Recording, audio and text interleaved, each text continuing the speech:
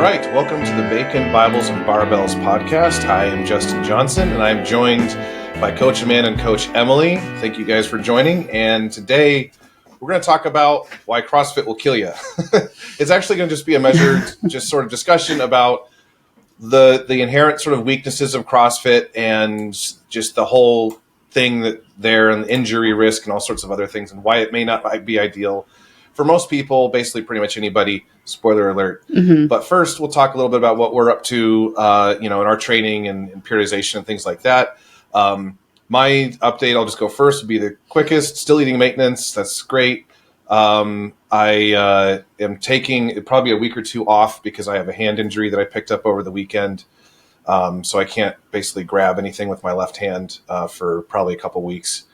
And then hopefully I'll be able to get back to it for a little bit. And then I'll take, as I traditionally do, probably take the month of August off entirely or almost entirely. So Amanda, what are you up to? Well, last week I had a deload week, and I kind of used it as an opportunity to play with some other equipment in the gym, see if I got better engagement for different muscle groups doing some different things. And I found a few that I liked better. So switching in a few different things. I actually threw in one of them just because I program a lot of Zercher kinds of things for the strongmen. I don't usually use any of that myself, but I was kind of testing it out for them, kind of just, seeing what it feels like for cable Zercher squats, almost like a goblet squat with a cable, but in the Zercher position. And I got really good engagement on like abductors, glutes, and I tend to, when I squat, I tend to use my adductors too much, and it took it completely out of the equation. So what I'm kind of doing that. What kind of attachment did you use for that? Just the straight bar. Okay. So yeah. Okay. When my husband does it, he needs to use the longer bar because he's wider than me. So he can't get on the narrow one, but I can use the narrow one, and I have enough room left on the stack of weights to progress it. So going to be doing that, and then throwing in some machine rows because I wasn't getting good rear delt engagement, and found one machine that's plate loaded that has a grip just in the right position for me to activate rear delt. So kind of throwing in some new things and moving some stuff around. That's what deload weeks can be good for sometimes, of course, if you're not overdoing it. Like, still treat it like a deload, just use it to find some new ways to do things. I've done the same. Yeah, just try a couple of things. And so would you actually, sometimes I encourage clients to do that too. I'll just tell them like, hey, go do something you're curious about, and let's see if we want to put it in your next program. But you were doing these, it was a low cable, right, attachment. So it's a low pull. You were just standing facing it or facing away from it? I took a couple steps back. So the cable probably ended up at near a 45-degree angle. Okay. So there was like a diagonal downward resistance. Interesting. Okay.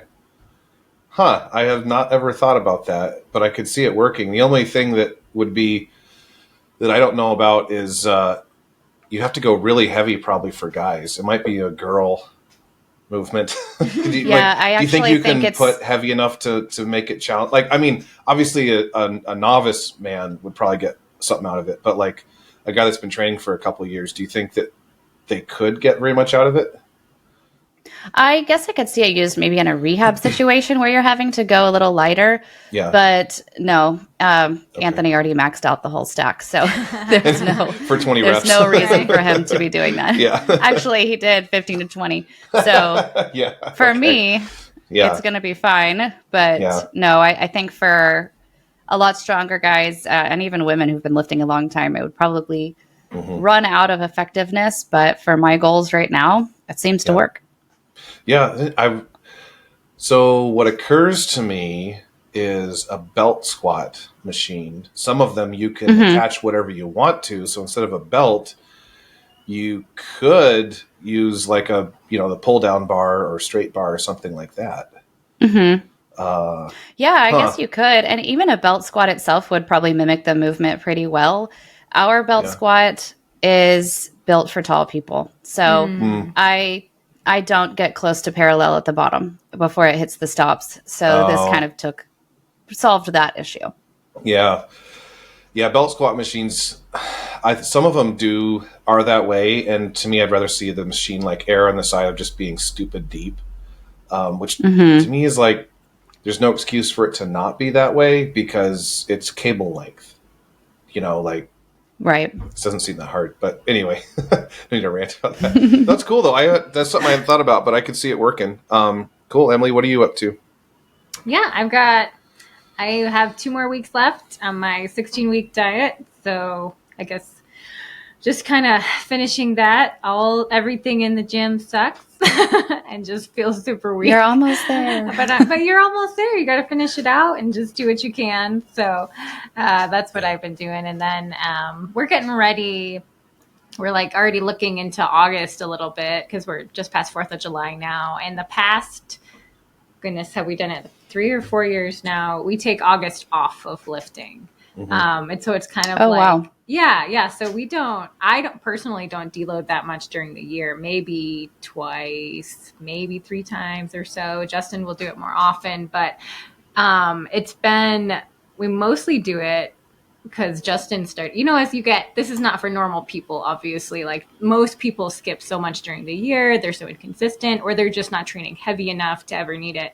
But something we tried, especially for Justin a few years ago, was just taking a month off because as he started getting so much stronger, the weights he had to lift to keep progressing just takes such a bigger toll on your body. Yeah. That it seemed really beneficial for him to have more of an extended period, just once a year, to kind of let everything reset in your body so you could come back fresh. And so I'll do like a little, I'll lift like once a week and it'll be light and it'll be kind of what you're talking about with deload, like fun stuff. I'll do more cardio and running, that sort of thing. Kind of have like a fun month, but where it's less and we're letting Justin's body heal up a little bit and also just getting more family time in, it's before homeschool starts back up. And it's just kind of been nice. Since we started implementing that, and I think necessary for Justin if he wants to keep going, because he trains really, really hard. I think that you push yourself more than a lot of people, and you have to lift heavy weights to keep progressing. And so you just end up running yourself into the ground. Yeah, and there's another way. I'm sure there are other ways to go about it. Oh yeah, it's not like it's the only way. It's just that's what's worked out well for me. And that's what we'll be doing this year. Right. Unfortunately, I'm actually going to kind of miss more because of my hand. But yeah, we'll be taking August off either way. And we usually do like a vacation during that time too. So it all kind of works out pretty well. Like it's usually our main summer vacation. So yeah. And it's kind of nice. Yeah, still probably moving around. Yeah. I am walking around typically more than usual, and I'm outside more than usual. So it's got multiple benefits. And I do tend to like come to the end of August and I'm like really wanting to lift. Yeah. And usually around this time, I'm kind of like, it's not like I'm totally unmotivated, but I'm definitely less motivated to be in the gym. But I've still been training, but it's like this, I can definitely feel it this time around where it's like, man, I'm just kind of like, and I'm not, it's weird too. It's not like I'm sore all the time. It's not that kind of thing. It's just like mentally and just recovery's been kind of like, I don't know. It's like you systemically just get kind of fatigued. At least I do. So, and I think that's a common thread that I've seen more and more in advanced lifters and athletes is actually like taking time off or going really light. And like my more advanced athletes, some of them need it, some of them don't.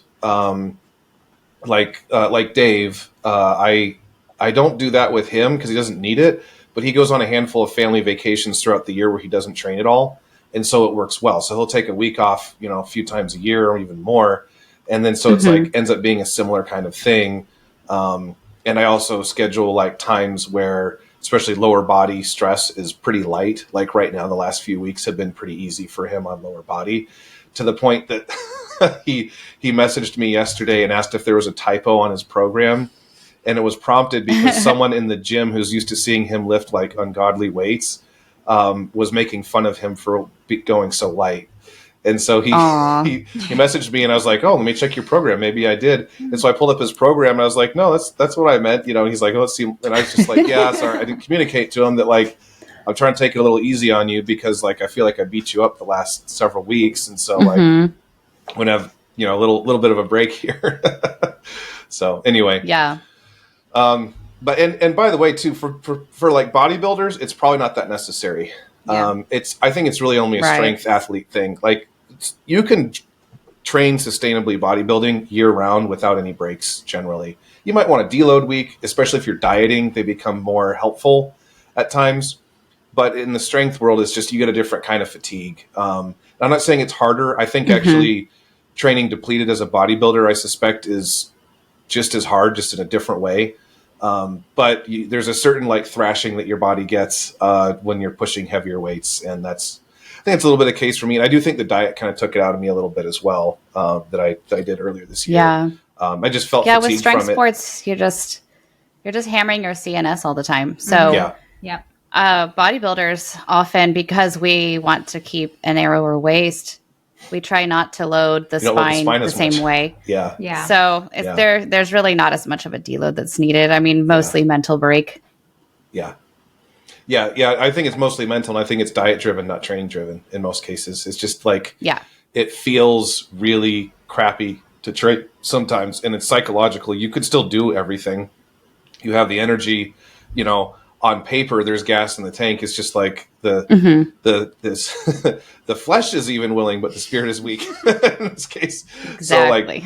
So like, but it is a real thing. I'm not saying it's not. I just think that for strength athletes in particular, you got to figure something out once you've been doing this for a few years, assuming that you're otherwise consistent. Because honestly, athletes that I work with, and I'm sure it's the same thing for you, Amanda, that like they just miss quite a bit of training during the year because like they just do because of their lifestyle, and they don't make, and I'm not putting anyone down for this.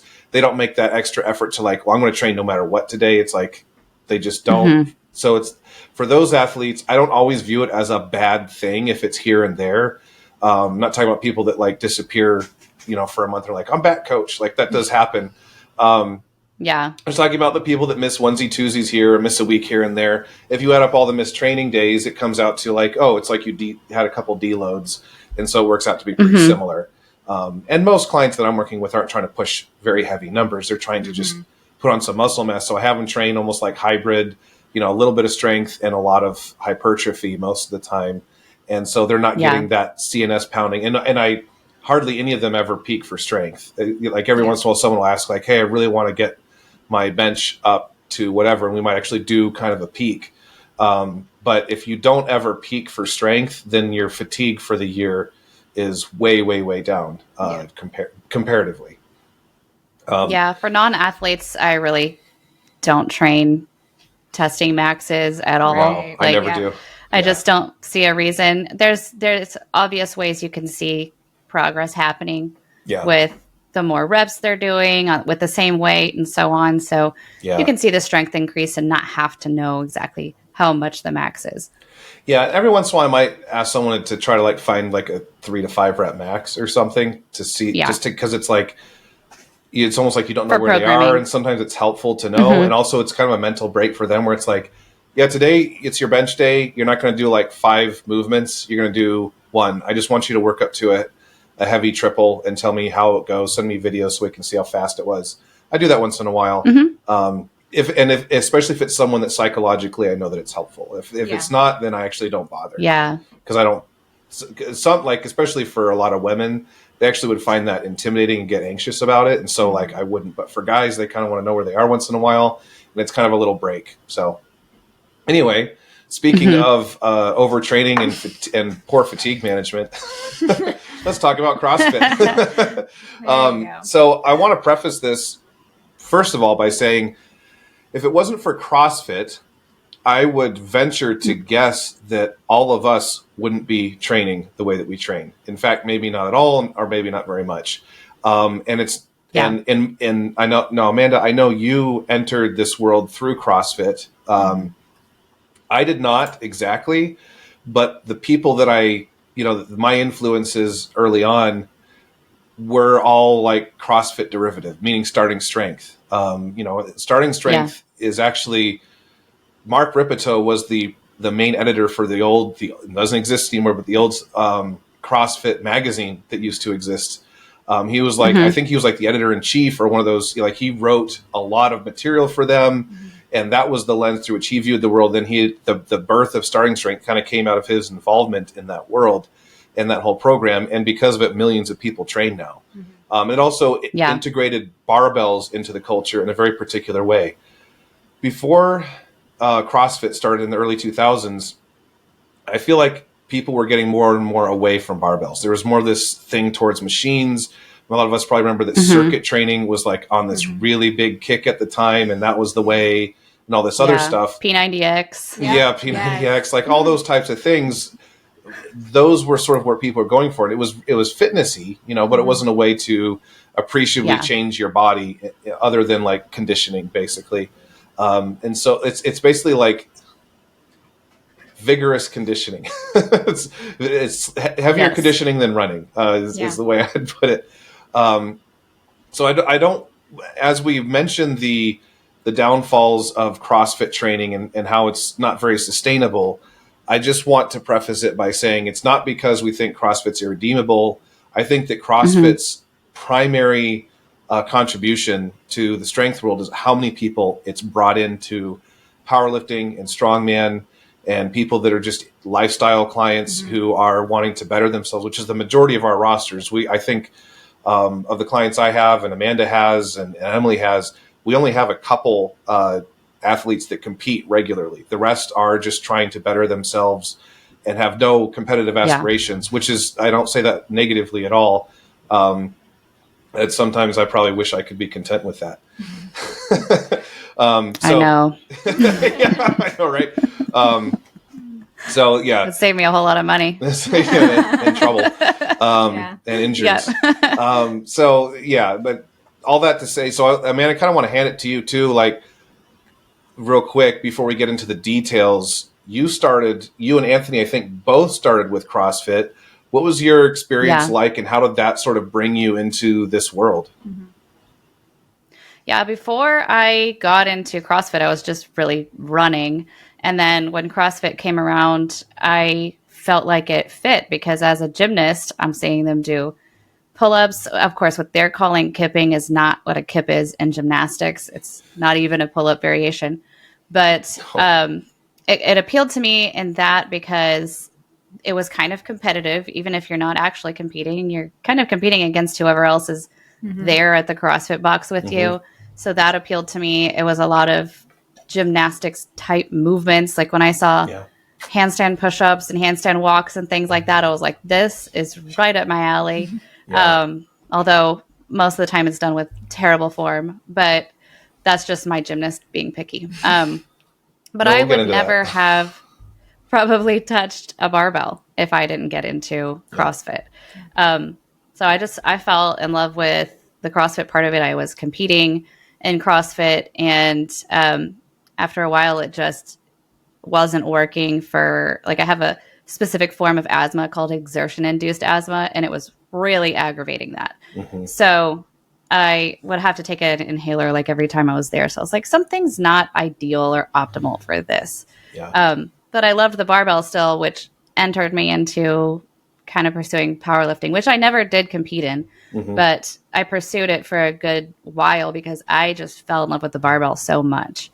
And I don't think if I had not found CrossFit, I don't think I would have been or gotten to where I was today. And that was 10, 11 years ago. I got into CrossFit and was competing for the first time. So I want to give credit to CrossFit for that, of course, before we get into why we don't do it anymore.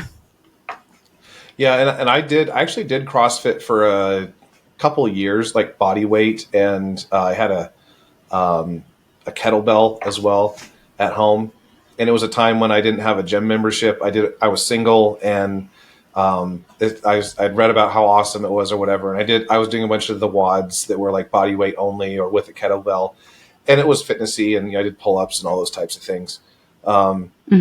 And so like it was useful for keeping me in slightly better shape for a while. It's, again, not totally irredeemable. Although I will say while I was doing it, I didn't follow their dogma. Like my pull-ups were pretty strict. I was doing like full push-ups and everything else, I wasn't throwing my body around. So real quick question though, as a, bodybuilder who has to avoid loading the spine somewhat with a barbell, but you love the barbell. And I think that's probably true of many bodybuilders. If you could train with the barbell without making your waist thicker, was that something that you would actually prefer, that training modality? I think I would, because it's less pieces of equipment that you need, first of all, because you just have a plate and a barbell and plates. But I still use a barbell quite a bit. Yeah. Like RDLs are in my program. I do squats when I'm off season, when it's okay to load the spine a little bit more. I do a lot of pressing with it, incline presses and shoulder presses. So I don't get away from the barbell entirely. But I also have kind of grown to love the machines and the cables and the other things that I use now as a bodybuilder. Yeah. And my training is just a combo of both, like any strength athlete, of course, where and it's the way any of my strength athletes are. There's going to be a bunch of machines anyway, especially during off season. Once we're properly peaking, those are what get peeled off to manage fatigue. But okay, cool. So let's get into it. The title of this is CrossFit Kills. It doesn't usually kill. It's only killed a couple people from rhabdo, but that's also, people have gotten that from biking and running and a bunch of other things. So it's clickbaity, but we're proud of it. So so we're going to kind of go through a few reasons in no particular order. This isn't meant to be in order of what's the worst or best. But the first we have is just it is fairly expensive. So for group programming, you're basically getting a group programming setting at a CrossFit. Do they still call them boxes? Is that still a thing? Yeah. Okay. So the CrossFit term for a gym, for those that don't know, is box, because it sounds different. And you are paying basically what amounts to higher than usual group training fees for group training that's you don't get the individual attention, but you're kind of almost paying private fees in most cases.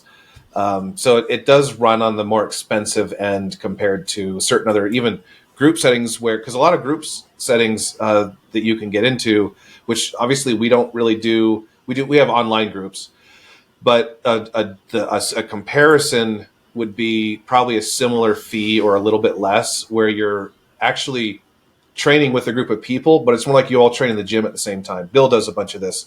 He might have 5 to 7 people that are training at the same time, and that's his group, but they're not all doing the same thing. They all actually are following their own programs, and there might be some overlap, and some people might train together, but he's just more like supervising everyone who's training at the same time and making the rounds and making sure they're doing things correctly and adjusting programming based on what he's seeing with his own eyes. But they're actually following individual programs for the most part. And so CrossFit, you don't get that. You don't get help with loading. You don't get help with much of any of that. Which I think there's usually the monthly fee, and then you are all doing the same thing. There's the prescribed WOD of the day. Yeah. And usually on the board, there's also a listed modification for that. If you're not wanting to hit the RX, the prescribed weights and everything like that, there's usually a modification, but that's probably about as much customization as there is in most cases. Of course, I've not been to a box in a long time. They may have adjusted that, but that's how it was for most of the time I've been familiar with it. Is just you have this prescribed workout, and so the cost associated with that, it seems higher. A lot of them were like 150, 250 a month to go be a member of the box. Of course, some people say it's worth it because of the community you get to be a part of with that, and I do understand that, but it's just a little overpriced for what you could do more effectively for something similar. Yeah, definitely. And I think that does segue decently into our second point, which is just the high risk of injury associated with CrossFit. It's very dynamic movement driven, meaning that there's a lot of there's cleans and anything. Basically, dynamic movement is anything where you're moving rapidly. It's expression of power rather than strength. Explosive. Yeah, just explosive movements and things like that. And the sort of insidious thing about any type of dynamic training is that it actually requires greater skill to execute properly. It's very highly skill based. Olympic lifting is probably the highest, and throwing probably are the two highest skill strength sports that I can kind of think of off the top of my head. Strongman has its own flavor of that because there's dynamic stuff, but there's also strength stuff. But it's more like breadth of skill because you might have to learn 100 movements and their variants basically in your strongman career. Whereas with these, you end up hitting the same ones over and over again. There's not like tons of variety, but you do so at very, very high volumes, and not much in the way of guidance on how to execute properly. So you have total novices, guys, they'll put 100 and 135, 185 on the bar and say, all the men are using this weight. And everybody cleans it like 50 times that day in total. Yeah. And so you're going to end up with certain things, especially like with cleans, it's wrist injuries because people are catching it in their hands. Sometimes back injuries because of the way that they're not supporting their spine. And so like you kind of wind up in this world of like, we're doing a lot of stuff with a high risk of injury because any dynamic movement has higher risk of injury. It requires greater skill. But in CrossFit culture, there's actually been this rebellion against proper form or being technically savvy when it comes to execution of a lift. There's actually like a pride in like, however you get the weight up, it's fine, which is actually more strong. It is also, in a way, partly part of strongman, but only insofar as the lift will qualify in competition, however you move it typically, and you achieve lockout, but technical skill is still emphasized in training, and everyone has their techniques that they're working on. And so it is a bit of a different flavor, I would say. Yeah, these Olympic lifts are incredibly complex to execute. Yes. And they are telling you what load you should lift without maybe testing what you're able to do, like working up to it without watching your technique with just a bar alone. Yeah. And then putting them in timers like 10-minute ANRAPs and things like that. So your form is probably already not up to what an Olympic standard should be. Yeah. And then you're going to be fatigued and form is going to break down and then you're going to get hurt. Right. So, and that's really where a lot of these injuries happen, is losing form when you're trying to complete this thing on a timer. So there's a lot of different ways that they have done it. It's this many reps to complete and try to do it in the fastest time possible, or things like AMRAPs where you have a time and you're trying to do as many reps as possible in that time. But both of those encourage incredibly risky behavior, like kipping pull-ups, doing box jumps for that long. Like the amount of scars that are along the shin of those who have done CrossFit it's probably almost everyone. So you're just going to break down. You're not going to be paying attention to every rep like we do in strength training, like we do even in bodybuilding, where every rep has to count, meaning be of quality, not count like you met this, got your number head through your arms on a press or whatever it is. Yeah. Right. Yeah. And I have specifically seen a number of people that have had wrist and shoulder surgeries, specifically from like cleaning and kipping. Well, their version of kipping, of course. But also like knee injuries, back injuries, hip injuries, those types of things are more prevalent per hour of practice than what you'd even see in strength sports like powerlifting and strongman, which actually, if you compare them to other sports, are two of the lower injury rates per hour of time spent practicing the sport. And of course, bodybuilding is probably like about as safe as it gets. And so like what we're looking at with this kind of thing is and this will segue really well into our next point, you are really thrashing your body, but there's not a path toward becoming better other than that, like I did more and more numbers. So conditioning goes up, but you are doing this often at the expense of your joints and things like that. And so the next thing that actually, never mind. We'll actually go to a different point. Sorry, I had my points mixed up. It's basically a poor tool for changing your body composition. And that's partly because of the reasons that we mentioned, and there's not a you're doing a lot of volume, but it's usually with very progressive movements that are usually fairly light. And so if you come into it as a total novice, you're skinny or you're skinny fat or whatever the case may be, you don't expose yourself to isolation movements or other even compound movements that are known for building much in the way of muscle. Like typically you'll see, like if it's a group of guys, they're going to be deadlifting, maybe the more advanced guys, depending on the group dynamics, they'll be like deadlifting 225 for a bunch of reps. And the women, it might be 135 or something like that, or 150 pounds, which is numbers that anybody can kind of get to within a handful of months of training. And you don't go beyond that. And so you're not going to build appreciable muscle mass. You just sort of like get more tolerant of the rep ranges that you're supposed to engage in, which, yes, you do become more conditioned, but you kind of get all the conditioning you need pretty quickly in most cases. Yeah, there is not really any progress being made over time. I think that anybody, if you're not doing anything, whether you're skinny fat or whether you are obese and need to lose weight and you're just starting, CrossFit will start giving you results right off the bat.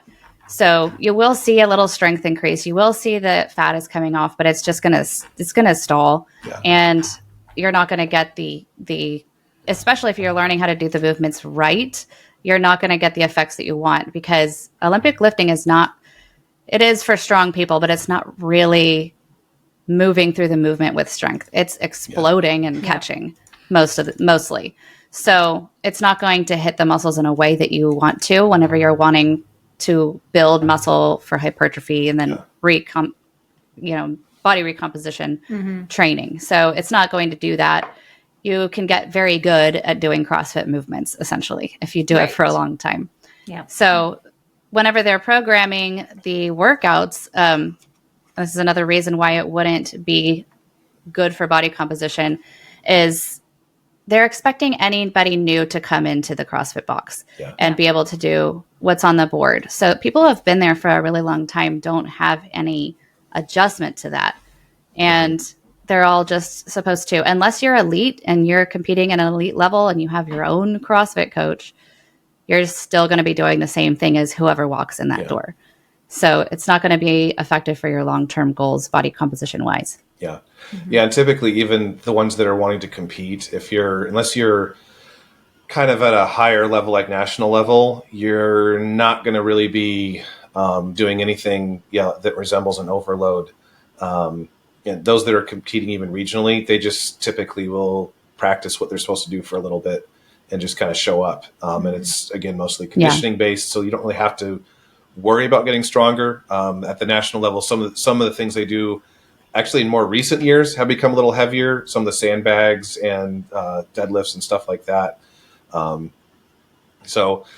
then this kind of does go well into our next point, that it's not particularly effective for strength building because of that reason. And one of the better predictors of how long you're going to live is strength.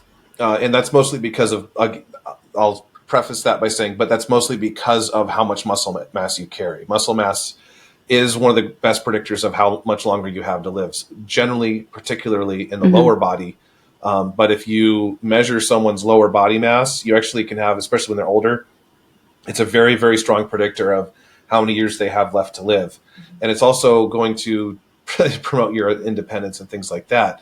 And one thing that we're shooting for as athletes, whether we compete or not, is that your strength gets to a reasonably high level, because at a certain point in life, it's going to have to decline. We all get to a certain age where we've sort of hit our last PR, and then you start tracking PRs by like decade of life. Like, this is the most I've deadlifted in my 40s, 50s, whatever, because weight typically has to come off the bar if you started training young and really hit it hard. And if you can gain greater strength when you're younger, that means you'll have greater strength when you're older, even if you cease training, by the way, so long as you don't have like a catastrophic injury or something that, really takes you down a notch. But it's just because of that lack of overload, and it's not really strength training. It's more like dynamic training. It's very Olympic lifts based and dynamic movements as it pertains to, like, if you're using a sandbag, guys would be used like a 50-pound sandbag or, a 30-pound slam ball or something like that. It's just not very heavy. You don't need much muscle mass to throw that around. You'll get fit, but you won't be doing the thing that actually really moves the needle as it pertains to your longevity. It's kind of the opposite. Yeah, and even though they're using Olympic lifts, which are heavy, like you were just saying, that's not going to be a test of raw strength. And CrossFit uses Olympic lifts as the workout. True Olympic lifters are doing front squats. Yeah. They are doing shoulder presses. Like they're doing those raw strength movements to build and make their Olympic lifts better. Yeah. They aren't using the Olympic lifts as a workout. That is a skill that they practice. So kind of like events for strongmen are, where strongmen are not doing events all day long to train for strongman meets. That's what they're working toward with building their strength. So there's just not an emphasis placed on true strength, getting a little bit of a rest between sets, going a little heavier. That's just not really a thing in CrossFit. Yeah. Right. Yeah. I think that one thing that is useful to point out is just sweat and that kind of thing. Like effort doesn't determine that what you're doing is productive. You can sort of bang your head against a wall over and over again, and you may not be making particular progress. Yeah. Yes, there's a conditioning component well, there is to that too. But for CrossFit, you do have to be in really good shape. And that's actually probably the number one thing that excels at, is making people be in really good shape, because you need to be able to do all this stuff for like an hour, and you're putting a lot of volume into a very small window. But generally, that doesn't need to be the primary emphasis for health reasons. And so kind of along those lines too, there is a lack of general periodization, intelligent programming. Like we talked on before, there's not progressive overload. So there's not a recognition of, during this period of time, whether it's, usually we think in terms of 3 to 4 months, sometimes more, sometimes less. There's not like a focus on, okay, we are trying to build up the muscle mass of the posterior chain to support this thing that we're working toward for the individual, because it might be for health reasons, it might be for their athletic aspirations, or it just might be we have to just train something else because we trained something before that, and we've, overtrained that, that part of their body or whatever it may be. And there's also the fact that your body does desensitize to doing the same thing all the time. If you are, that's why you can't run starting strength forever. Because if you could run starting strength forever, everybody would squat 1,000 pounds, in a few years, and we'd all be really, really strong. But that's not the way the body works. We need periodization, we need change, we need variety, and very specific intelligent programming for the individual to support their goals and their progression, because progression is only linear when you're a beginner. After you're a beginner, you can't really have linear progression. You might have sort of like microcycles of linear progression where you advance something in a linear manner for a short duration of time, and then you go to something else. So this is definitely something that does not recognize any of those things. Workouts of the day are workouts of the day. A WOD is a WOD, and it's usually written without there being much context around it other than, let's make this interesting, let's make this fun, and make sure it also conforms well to a group dynamic in the gym. Yeah, there's a lot to be said about this one when it comes to programming periodization and how CrossFit lacks that. CrossFit boxes are like a gym membership, not like a coaching atmosphere. So it's going to be the same. The gym's the same equipment every time you go in. This is going to be like the same structure every time you go in. There's no deload weeks like we talked about earlier, which is important because people may be inconsistent. They have to have a workout that's ready to go every day, no matter what. There's no nutrition periodization. Paleo is often encouraged with CrossFit. I think in recent years, they've gotten over that a little bit. I think so. But there's no fluctuation with that as well with their diet. It's just, these are the good foods, these are the bad foods. And no periodization as far as diet goes either. The movement selection is incredibly inconsistent. The volume fluctuates like crazy. So it can lower your performance over time rather than actually causing progress. I've also noticed that it seems like for whatever reason, like veganism or plant-based diets are also pretty popular in CrossFit. And I think that those things being present along with paleo or keto or any of those types of things, carnivore, that stuff, I think that CrossFit encourages a one-size-fits-all sort of simplistic mentality. And that's one of the bigger downfalls, is that sort of spreads into other areas in life, especially with regard to your health in the area, in all areas, but diet is definitely one of them. And without having that sort of like detail around, well, it's not that you have to cut out carbs, it's that you have to use carbs smartly. It's not that you want to, whatever it is, do this thing. It's that you have to do it smartly and carefully. And that may vary from person to person.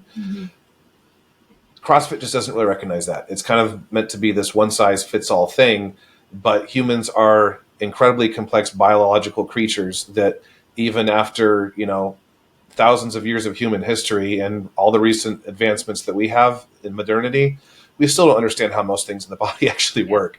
Most of what we're doing as coaches is based on observation and finding out what works and reading about what people have done before us. We can't tell you every little scientific detail of how an adaptation works. We just know that someone adapts and how to manage it. But ultimately, we all have to admit that there's a certain degree of like agnosticism around some of the underlying mechanisms, because nobody in the world understands all of this fully. We have these little bits and pieces of window into it, but disregarding everything that we've known before and all the evidences. It's kind of like the polar opposite of the evidence-based crowd. You have like the evidence-based crowd on one side that's like, if a clinical study didn't say it, then it's not worth anything. And clinical studies are the best, regardless of how they're designed, what they're actually intended to address, their limitations.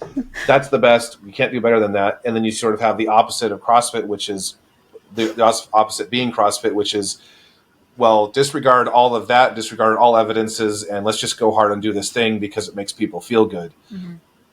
That's where you kind of create this environment that encourages behaviors that lead to injury and just a lack of general progress, which kind of gets us to the next point pretty well, which is cult mentality and poor coach oversight. You don't get that individualized programming. It's a workout of the day. Everyone's doing the same thing.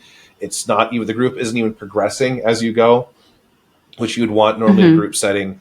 But the cult mentality is like a big one. And maybe, Amanda, maybe you can speak on that a little bit from your experience in the CrossFit world. Yeah, I've seen some boxes that have a really bad cult mentality. And if you're not doing CrossFit, you're just dead to them. Don't talk to them about anything else. It's like, how vegans are. But there's...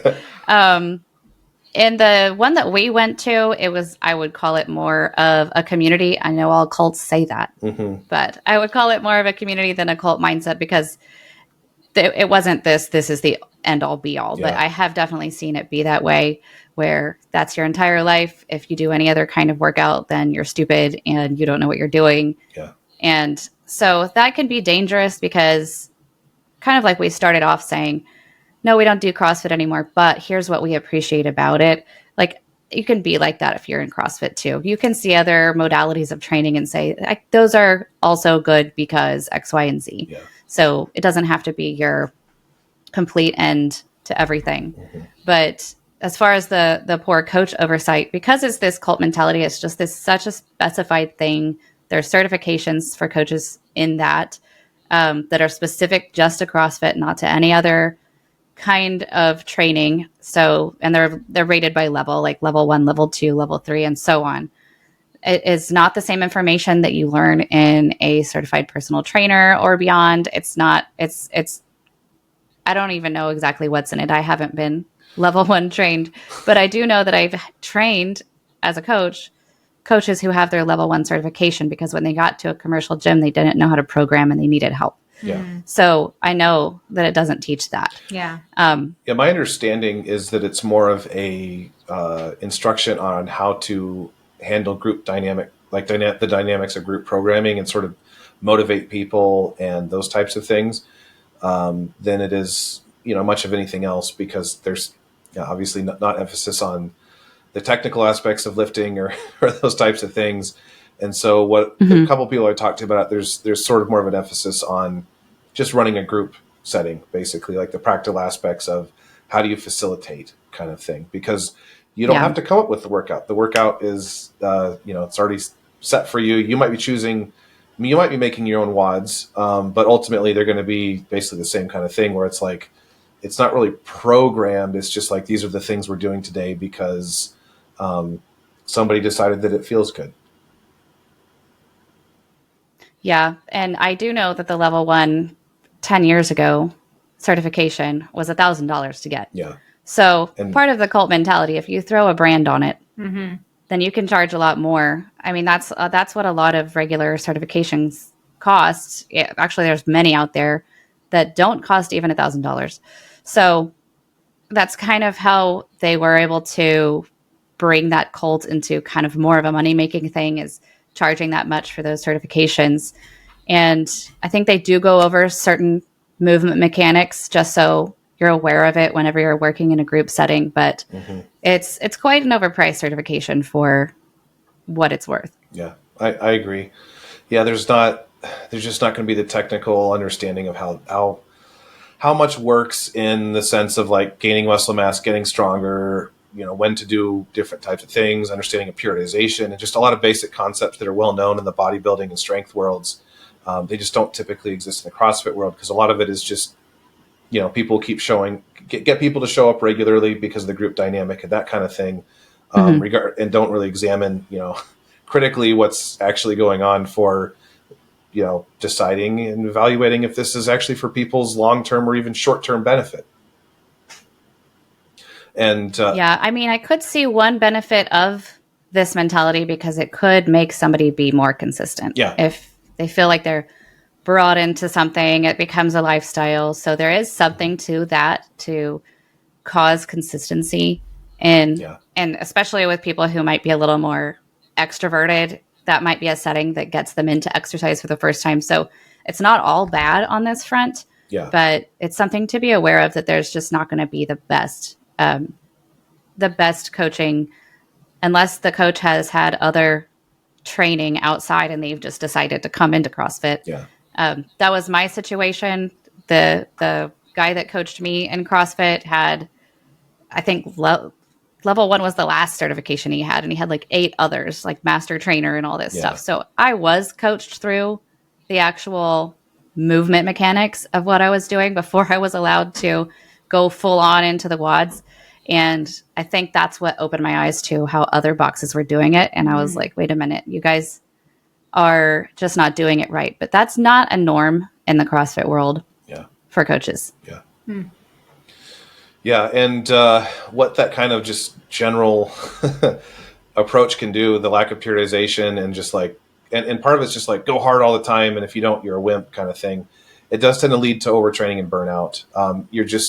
You're supposed to go really hard, really intense on volume with lack of proper form, lack of technical cues and understanding of how to execute well.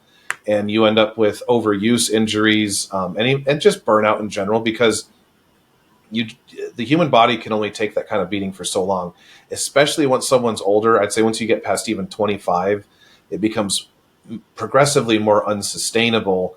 And so I think what it does lead some people to do is to walk away as well. I have encountered numerous people, including clients, who did CrossFit for a while when they were younger, and they got away from training entirely because they got to a certain point where they were out of the gym for an injury, and they get back in, and then they would get injured a few weeks later, and they were in and out all the time, and they kind of got tired of that hamster wheel and wound up basically walking away entirely from training because it was like, where do I go from here? Because if I keep going down this path, they just see like, well, the injuries are getting worse. And I actually know there's a starting strength coach that was local to where we were a while ago. He had multiple wrist surgeries because of cleaning and not being shown how to do it right. And he was just catching it in his hand, back here, which you keep catching weight like that, you're going to destroy your wrist. And he had multiple wrist surgeries because he developed tendonitis, and then there was just other issues going on. And it took a while before he could even get to the point where he could like bench again and things like that because of how messed up his wrist became. Yeah, the intensity can definitely lead to injury, kind of what we talked about earlier. So that overtraining and not doing it with correct technique is just a recipe for all kinds of injuries. I think shoulder is the most common one that I've seen.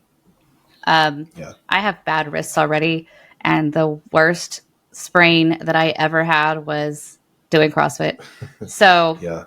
there's, and I kind of knew what I was doing a little bit more, and I still hurt myself because it was just, you're racing. And especially if you have a competitive mindset like I do, Yeah. and like a lot of people do who choose to do CrossFit, Yeah. it's just, you're willing to cut corners, and that's going to get you hurt. So if you overtrain, you get burned out, your form fails, and there's nothing else but injury. Yeah.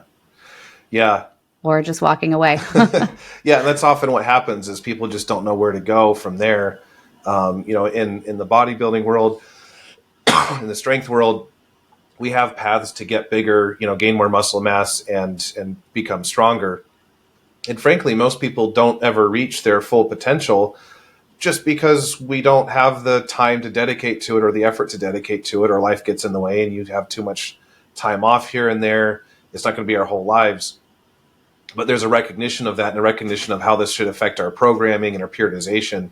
And CrossFit is just more like a go 110% all the time. Well, that doesn't work forever. You will have those joint injuries. You'll have tendonitis, tendinopathies, and other things like that. Like I know a guy that basically trains pretty much like CrossFit that recently blew his Achilles tendon out because it's just too much jumping around and then rucking on top of it.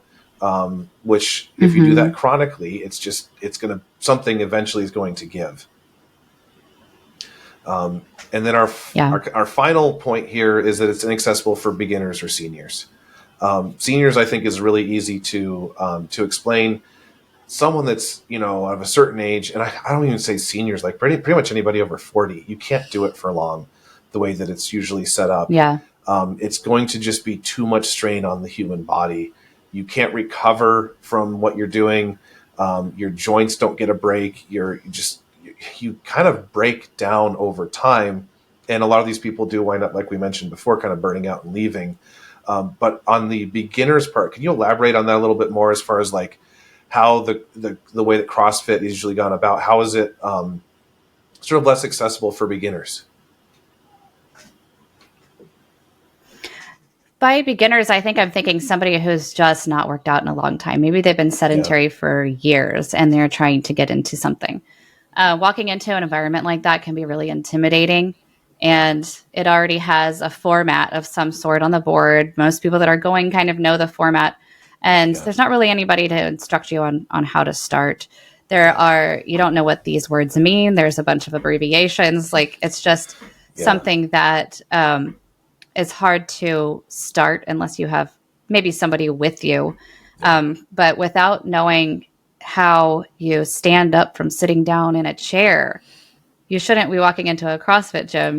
I don't even know. That's one of the first things I like to look at with someone who hasn't worked out in a long time. Like sit down in a chair and stand up without your hands. They're not going to ask you to do that in a CrossFit box. No. So you may be thrust into these movements that will have you quitting after the first day.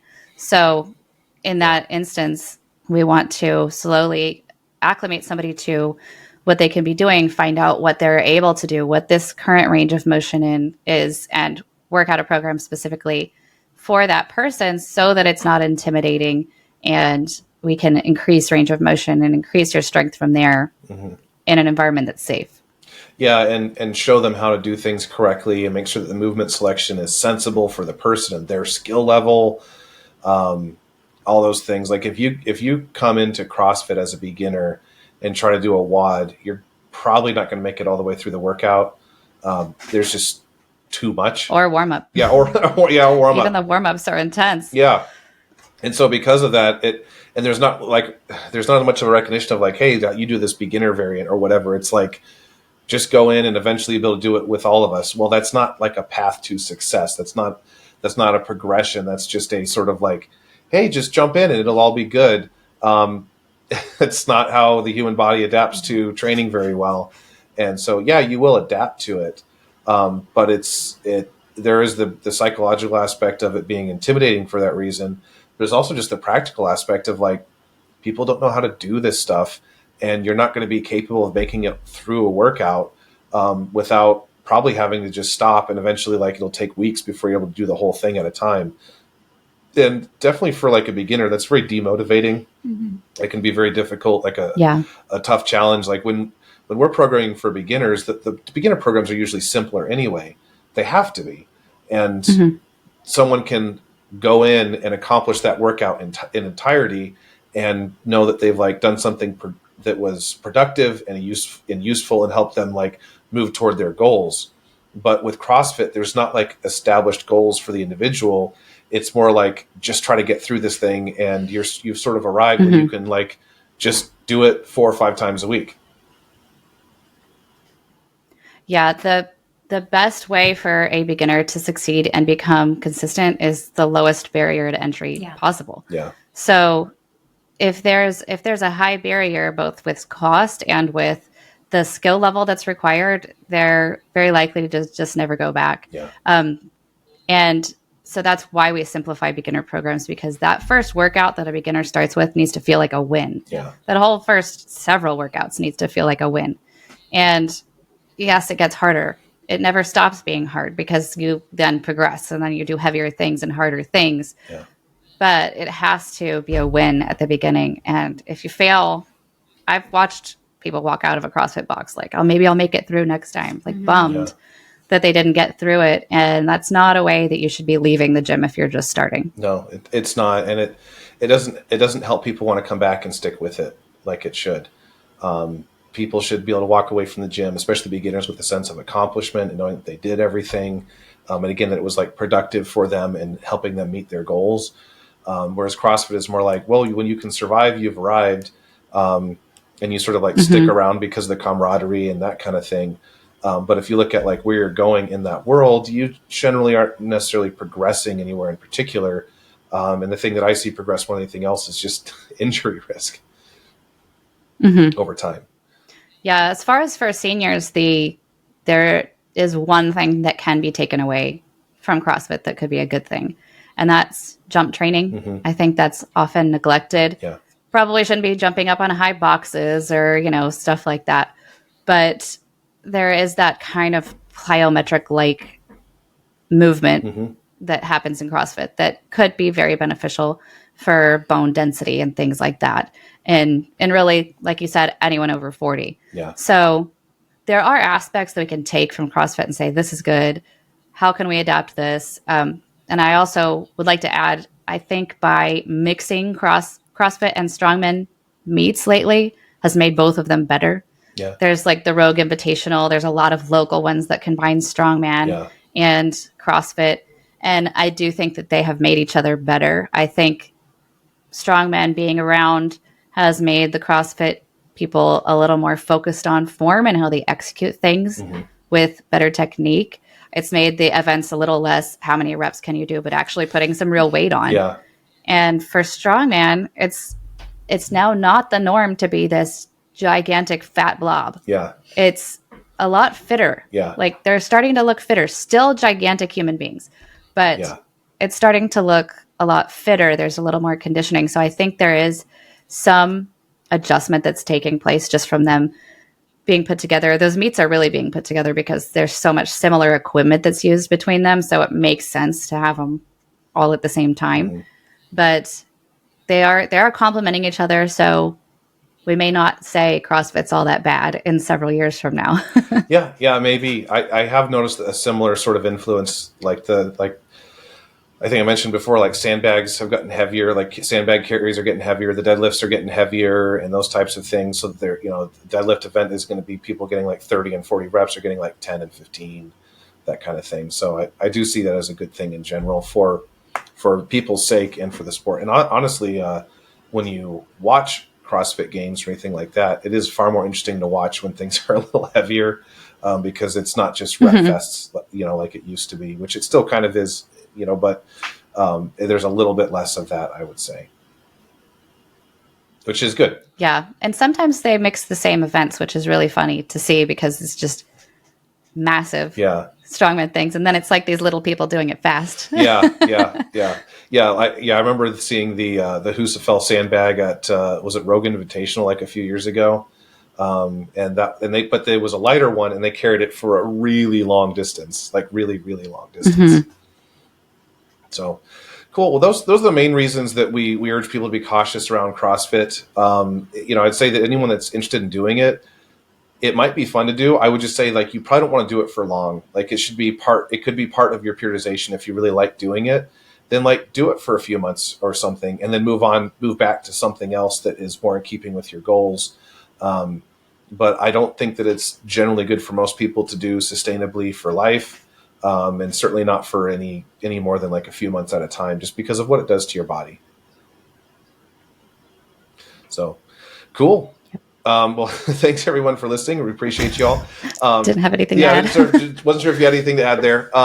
So if you would like custom or group programming and coaches that can help keep you motivated just in different ways, go to highcallingfitness.com and book a meeting. Maybe you can talk to Amanda and see how she can help you with your goals. We'd love to talk to you guys about how we can help you accomplish your goals in a way that's specifically tailored to you and your needs as an individual. So we'd love to talk to you further about that. But until then, gains and grace. Gains and grace.